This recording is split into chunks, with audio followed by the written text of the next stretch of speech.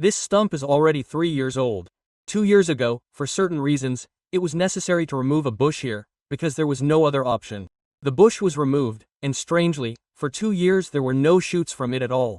Well, nothing grew anywhere. So the bush just died. I got, in the fall, 2024 cuttings, and in the spring of 2025, I decided to graft. I'm walking by, I see, 3 of my shoots have broken off. The shoots, well, the thickness, look, one shoot has dried up.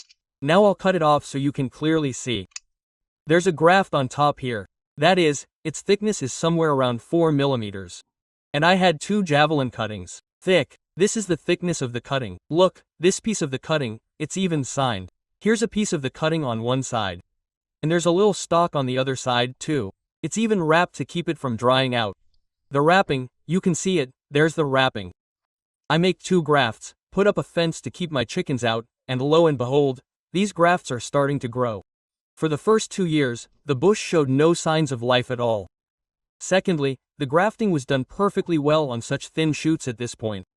I don't even have a trellis here, I just put up a stake. You see, I had a stake prepared. I turned it upside down and let the bush grow along it. I attached it here. And that's how it's growing. I found the trunk of a jaguli, put it up, and, roughly speaking, these 2 grafts are growing upward. So, this is really such a nice surprise for me. Well, there will even be 2 berries when they ripen.